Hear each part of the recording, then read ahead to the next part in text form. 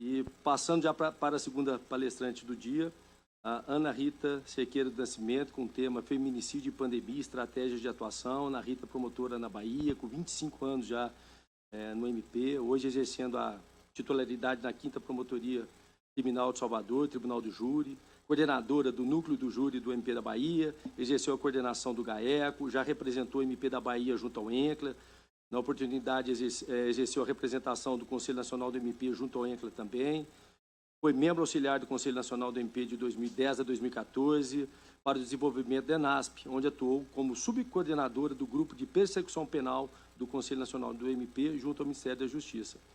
Ana Rita, a palavra está contigo, uma boa exposição. Bom dia a todos, bom dia, doutor Marcelo. Eu gostaria de, primeiro, agradecer esse convite que me foi feito pela conselheira, pela doutora Fernanda Marinella, que chamou a participar desse magnífico evento, desse 4º Encontro Nacional do Júri. Então, obrigada à conselheira, ao Conselho Nacional. Saudar o nosso presidente de mesa, hoje o diretor da Escola Nacional do Ministério Público, o doutor Marcelo André de Azevedo. Doutor, obrigada pela apresentação, pela calorosa receptividade que eu tive e, claro, não deixar de mandar beijos calorosos da Bahia no dia de hoje, de sol que nós estamos tendo, ao meu querido Dani Salles. Dani, obrigada pelo convite, obrigado pela fala, obrigada pelo carinho. Esse membro auxiliar da escola, né, dessa nossa Unidade Nacional de Capacitação aí do Conselho Nacional. Saudar os meus colegas que estão hoje comigo, o Douglas, Valfredo, o Diego também aqui presente, e já pedir esse partilhamento de tela, por gentileza.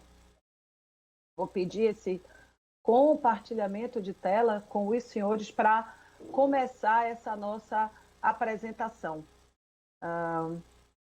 Um instante, por gentileza. Foi? O compartilhamento foi? Foi. Pronto. Foi. Pronto. From the beginning. Pronto. O slide está aí já na tela. Meus amigos, hoje o nosso tema é o feminicídio. Nós vamos falar dele, feminicídio e a pandemia. É isso que nós estamos falando no dia de hoje. E mais, nós sabemos o quanto os números se mostram terríveis já nesses primeiros 6 meses do ano de 2020. Quando eu me deparei com essa assertiva de uma matéria, um vírus e 2 guerras, eu disse, é exatamente isso que nós mulheres estamos vivendo, que as mulheres no Brasil e no mundo afora estão vivendo, que é o vírus, a pandemia do coronavírus e a guerra para a sobrevivência à pandemia e, junto com ela também, a sobrevivência ao seu algoz. Porque, senhores, nós vamos falar especificamente sobre as mulheres que são vítimas do feminicídio, principalmente na sua circunstância primeira e mais comum, que é a violência doméstica. Durante esses primeiros 2 meses de pandemia, nós tivemos, senhores, pasmem, nós tivemos 22,2% no aumento de casos de feminicídio no país. Nós estamos falando de um aumento de 40% na pandemia, na violência doméstica, isso em 12 estados da federação. Nós estamos falando, senhores, e aí tem um mapa que os senhores podem ver, senhoras e senhores, podem ver, o mapa de como estamos, os nossos primeiros quadros nos 2 primeiros meses, trazido pelo Fórum Nacional de Segurança Pública, o Fórum, na verdade, brasileiro de Segurança Pública. Mas para os senhores todos, meus queridos, para que eu falem sobre o feminicídio, para que eu fale das estratégias, principalmente nesse momento pandêmico, eu preciso dar 2 passos atrás para dar 10 passos à frente. Meus amigos, nós estamos falando de uma cultura de morte de mulheres. Entre 1980 e 2003 foram assassinadas no Brasil 106,92 mil mulheres, sendo que 43,7 mil só na última década. Nós estamos falando de um número, de uma cidade de porte médio de mulheres que foram mortas. Isso é gravoso. Em março de 2015, nós tivemos publicada a lei, a 13.104, que altera o artigo 121 do Código, né, Penal, trazendo a qualificadora do feminicídio. E aí, desculpe aos rapazes, aos meninos presentes e a todos os demais, muitos retorqueram o nariz, disseram que não havia necessidade de uma qualificadora específica quanto ao gênero, porque o artigo 121 atendia muito bem. Não, isso não é uma verdade. Isso não é. Tanto que os números demonstram isso. E a qualificadora, ela reside na questão de gênero quando da violência doméstica e familiar e o menosprezo ou discriminação à condição da mulher. Mas antes disso, olha, antes mesmo da lei da 13.104, nós já tínhamos um avanço legislativo muito grande com a 11.340, a Lei Maria da Penha. Ela trouxe avanços magníficos quanto à proteção da mulher. Mas, senhores, ela fala de... Senhores e senhoras, me perdoem, olha o vício da linguagem, apenas senhores. Olhe como nós vamos falar ainda dessa sociedade, desse machismo estrutural, até mesmo na minha fala agora, em trazer os senhores em primeiro lugar. Meus amigos, meus colegas, a lei trouxe a violência moral, a psicológica, a sexual, patrimonial e a física. Por último, a física, porque a violência doméstica, ela segue uma espiral de crescimento até chegar, por fim, ao feminicídio. Em 2016, quando começa a série histórica pós-lei que altera o Código, o artigo 121, nós temos 812 feminicídios, 2017, 946 feminicídios, 2018, 1.173 feminicídios, 2019, 1.314 feminicídios e, por último, 2020, registram-se já no primeiro semestre 631 feminicídios. Mas nós não temos uma lei, uma legislação de proteção tão eficaz, o artigo 121, a alteração, a qualificadora do feminicídio, e aí... Senhores, é que nós temos, e senhoras, que lembrar sobremaneira que nós precisamos aprimorar os nossos instrumentos de persecução penal. E aí eu vou repisar uma fala que já foi feita por outros colegas e que eu faço há mais de 10 anos, há 10 anos, desde quando nós abraçamos a própria estratégia nacional e muito antes, quando da minha atuação enquanto membro do Ministério Público. Tem que haver um incremento, tem que haver uma instrumentalização racional das polícias na investigação e da polícia técnica e o trabalho de inteligência. E quando nós falamos em feminicídio, nós precisamos saber que o trato, que a investigação do feminicídio, ele tem contornos muito especiais e muito específicos, principalmente quando se trata da violência doméstica, quando ele termina na morte em razão da violência doméstica, nós estamos falando de dois indivíduos, réu e vítima, que mantinham uma relação, que provavelmente têm filhos, que tem todo um contorno familiar por trás. E essa investigação, essa técnica precisa ser acurada. Senhores, e onde nos leva a defesa? Por que nós temos que pensar tanto na investigação do feminicídio? E aí vocês dizem, mas você não vai falar sobre estratégias? Sim, começa exatamente por aí. O que é que nós vimos quando dos assassinatos de mulheres, quando não se usava ainda o termo e a qualificadora do feminicídio, que surge apenas em 2015, a estratégia velha, surrada, cansada de 90, que teve lugar até a década de 90 a 2000, que foi a legítima defesa da honra. Essa era a mais velha, mais surrada. E aí eu pergunto, é coisa do passado? E aí eu preciso trazer para os senhores, querendo ou não, a decisão da primeira turma do STF, agora recente, em manter a absolvição em razão do terceiro quesito lá no piso, no plenário em Minas Gerais, quando o conselho de sentença, ele absolve o réu que alegava exatamente a legítima defesa de sua honra por imaginar que a sua esposa, que estava em um culto, o estava traindo. Bastou a imaginação dele e ele foi absolvido. Então, será que é coisa do passado? Essa tese ela se enfraqueceu um pouco mais quando os coletivos femininos surgiram, quando a fala da mulher passou a ser mais ouvida, quando surgiram diversos movimentos, como o Quem Ama Não Mata, que foi matéria até de programa de televisão, quem se lembra disso pode saber, série na nossa televisão brasileira, que falava sobre o Quem Ama Não Mata. E o legislativo começou a ser imposto, ser trazido para essa conversa, o judiciário também e a sociedade civil.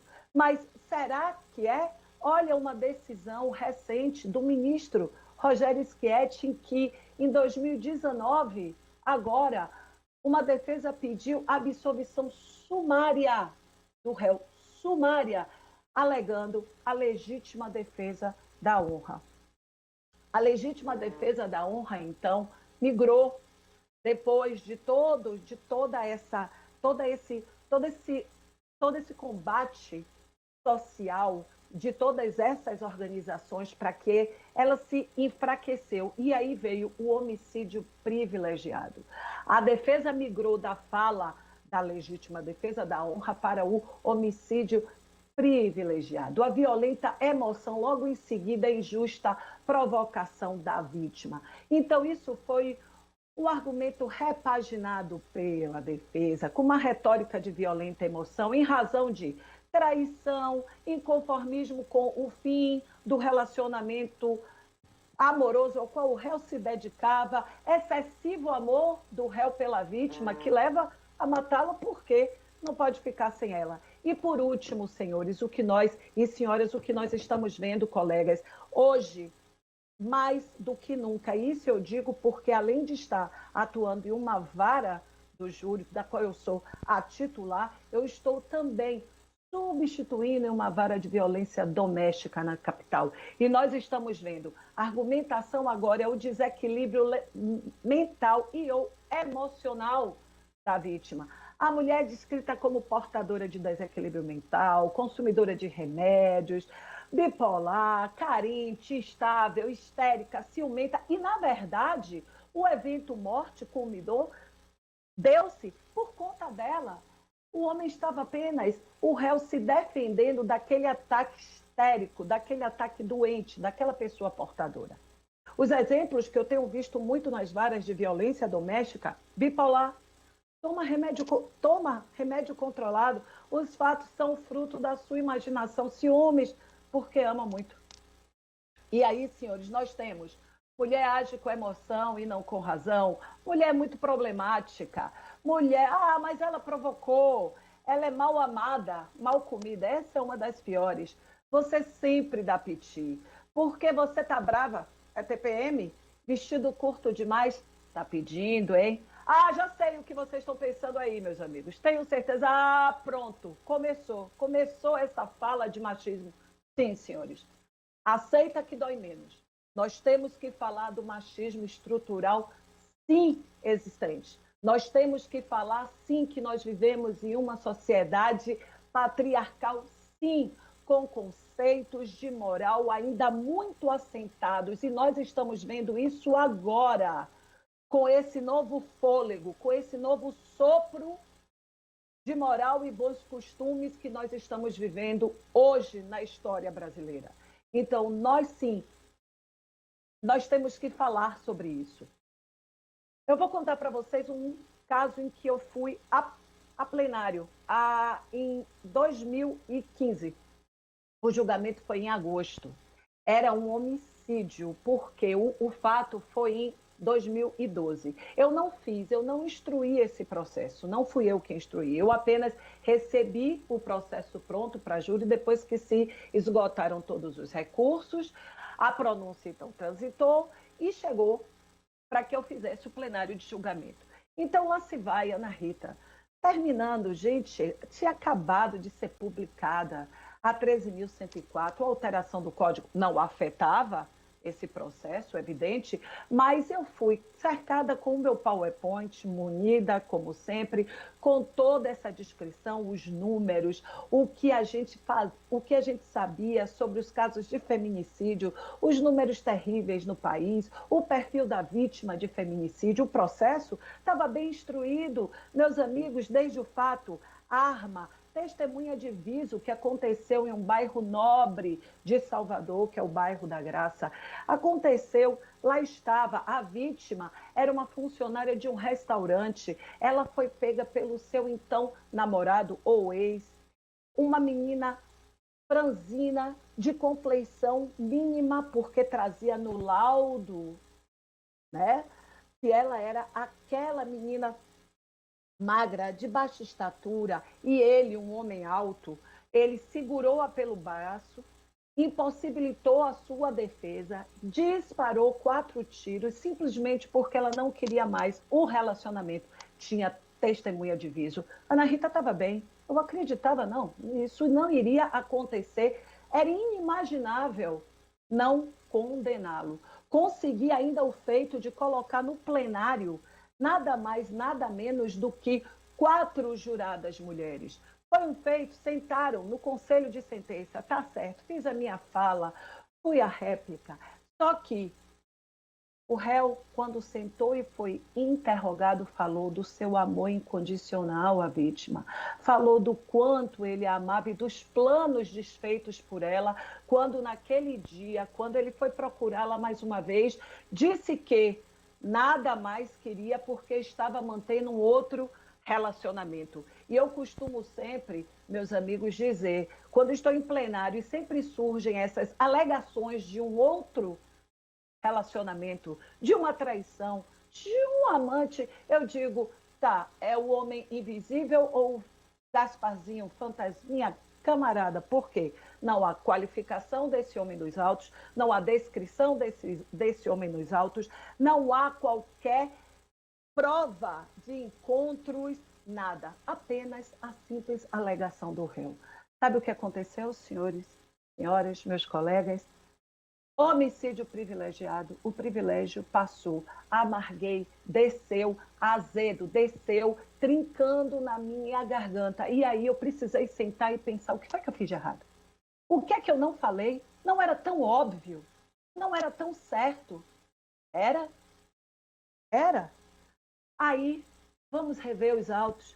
Nos autos não existia a referência, isso do que o Douglas falou agora, na sua neurolinguística. A gente precisa trazer, contar a história. Mas qual é a história no feminicídio que eu vou contar? Só a história do fato até o plenário? Não. Esse feminicídio, essa história, começa muito antes, na história de relacionamento entre réu e vítima. Eu não trouxe a história, eu não trouxe a sua história de vida, a sua história familiar, a sua história profissional. Não existia a busca por notícia dentro dos autos antes se havia um relacionamento abusivo entre réu e vítima antes de sua morte, e se ela já tinha buscado ajuda de alguma das autoridades, seja a polícia, seja o Ministério Público, seja uma amiga, seja uma conhecida. Nada, não havia absolutamente nada. A vítima, até mesmo para mim, e aí eu faço a minha meia-culpa, era apenas o objeto do delito no processo. Nunca foi Sônia. E aí eu comecei a construir, senhores, senhoras, a estratégia. Qual? Nós precisamos, esse júri que nós tanto amamos, esse júri que nós tanto abraçamos, a importância do tribunal do júri, a importância da participação popular, a importância de nós termos o povo participando no julgamento e principalmente quando se trata do crime mais reprovável, que é A morte é ceifar a vida de outrem. É um ser da nossa comunidade, um cidadão que é morto por ontem. Nós trazemos a coletividade a participar. Nós temos que lembrar, o jurado é cidadão. O jurado vive nessa sociedade de composição histórica patriarcal, sim, sobre o machismo estrutural, sim, arraigado. O jurado hoje, e aí o Douglas estava falando das mídias sociais antes, quando nós falávamos e conversávamos, era o que eu iria trazer. O jurado, como nós, ele hoje é bombardeado pelas mídias sociais. Nas mídias, Instagram, WhatsApp, Facebook, existem vários pareceristas que todos tendem a dar as suas opiniões e julgar. E o jurado, ele vive nesse meio social e ele é influenciado, sim, por ele. E nós temos que lembrar que esse jurado, quando senta, ele é sorteado e toma lugar no conselho. Ele não deixou na porta, nem do lado de fora daquela cancelinha, quando ele passa para sentar, quem ele é, sua história de vida e toda a sua vivência social e seus créditos, as suas crenças, sejam políticas, religiosas, seja o que for. Senhores, a construção dessa estratégia, ela visa também a busca nas DEANs e várias de violência doméstica, de a existência de abuso pregresso, que envolva o réu e vítima, toda que possa trazer para dentro do processo para que a gente construa essa história. Sempre e sempre dê um rosto, dê um nome à vítima. Essas são mulheres que foram mortas no estado da Bahia, foram vítimas de feminicídio. Dê um rosto, dê um nome. Senhores, e aí nós vamos para a pandemia. Nós sabemos o quê? Já era certo, já era previsto o crescimento da violência doméstica durante a pandemia do novo coronavírus. A perda ou diminuição da renda familiar em razão do desemprego, a suspensão das atividades do trabalho, sobrecarga de tarefas, aumento de consumo da bebida alcoólica, a falta de perspectiva clara de quando chega ao fim, o isolamento da vítima do seu meio social, de amigos. E aí, um colega delegado me disse, quando nós conversávamos em uma videoconferência recente, ele disse: doutora, a pandemia é o momento ideal para se matar outro. E é verdade. Essa mulher está isolada, ela está com seu algoz, ela está com ele dentro de casa, isolada, sem os seus familiares, sem os seus amigos, apenas com seus filhos, para que se saiba da sua morte, pode-se tomar um certo tempo, para que haja uma construção até de um argumento de defesa que pode ser levado. Então, soma-se a isso nós estamos vivendo em um país que tende a resolver os seus conflitos de maneira violenta e está em um país de cultura de opressão às mulheres. E aí, senhores, fiquem atentos, e senhoras, os estudos demonstram já nessa pandemia que há um comprometimento psicológico e emocional dos indivíduos em razão do isolamento social e suas consequências econômicas. E já existem protocolos de tratamento para certas doenças mentais que podem surgir: ansiedade, depressão, volatilidade de humor. Argumentos perfeitos para a defesa, estratégia preventiva. Requeiram sempre, desde o primeiro momento, essa fala. Se tiverem contato com o inquérito policial apenas depois dele pronto, formatado, entregue ao Ministério Público para uma possível denúncia, busquem requerer das informações, requerer junto a todas as delegacias especializadas acerca da existência de histórico pregresso de violência, junto às varas de violência, junto às DEANs, requerer um instrumento sempre, já que vai haver uma possível alegação de instabilidade, procurem isso nos autos do inquérito do réu, em razão principalmente desse momento pandêmico. Eu estava deprimido, eu perdi o emprego, ela não me deixava em paz, ela me cobrava, eu estava usando de remédios ou álcool. Peçam sempre a instauração do exame de sanidade mental do indiciado para afastar totalmente qualquer alegação de distúrbio mental.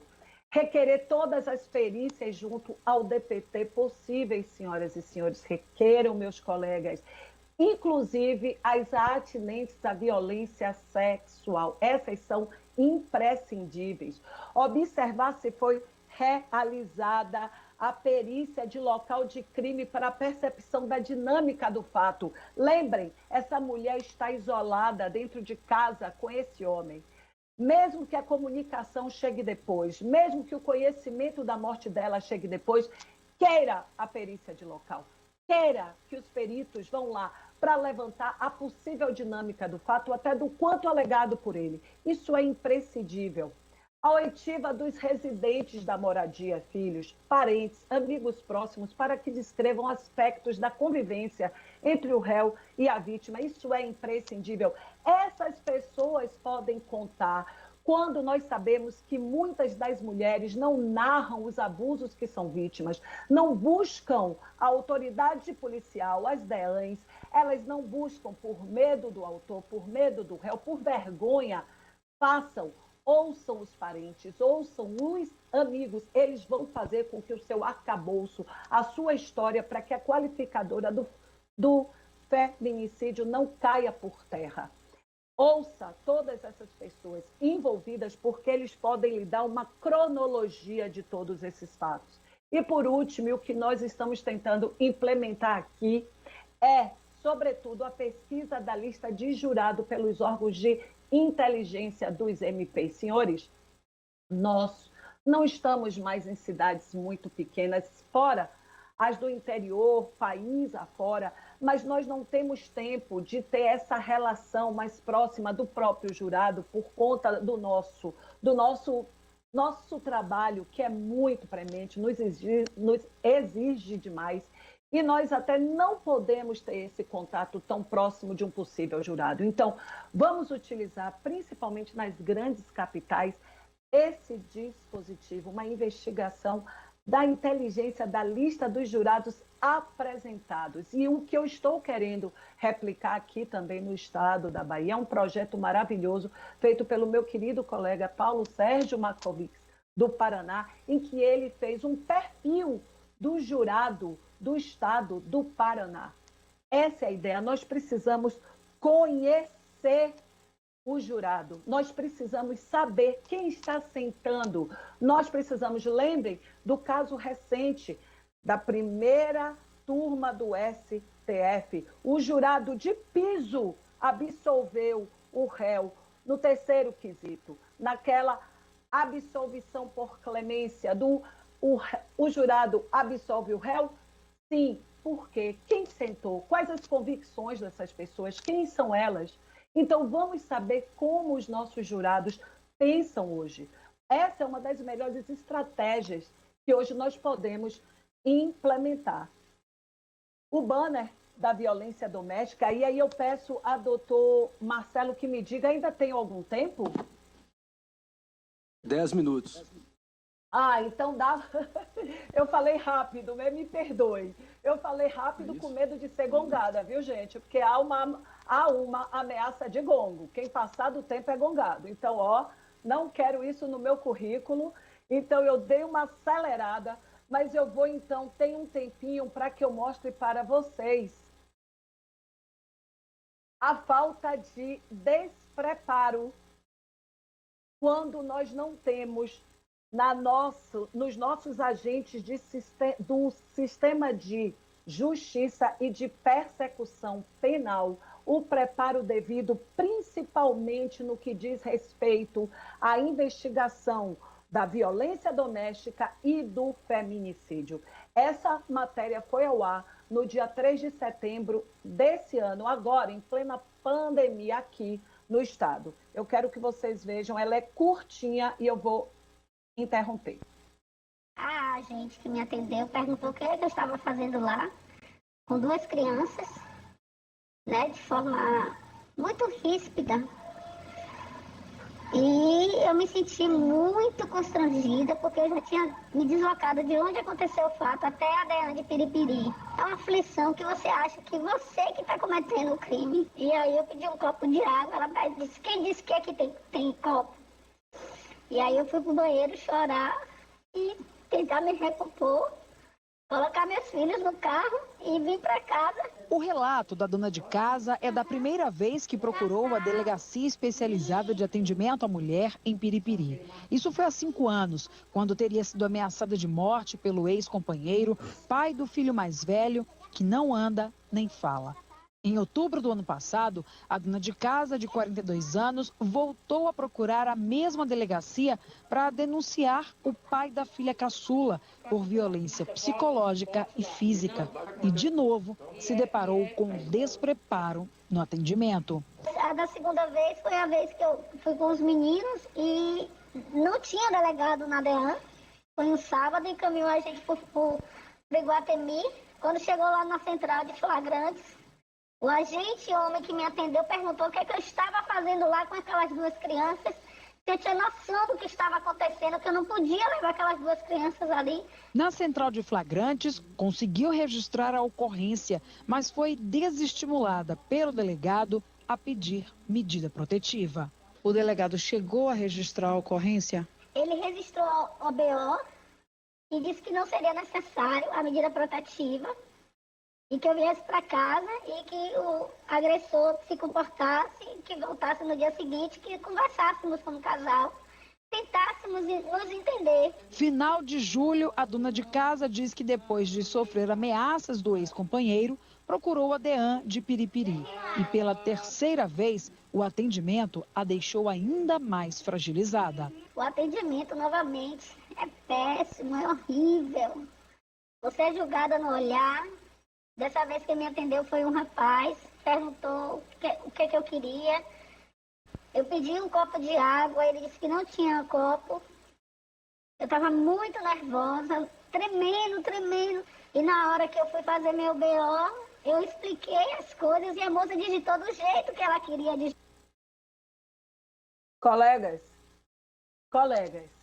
eu tenho certeza que um relato como esse não é privilégio do estado da Bahia.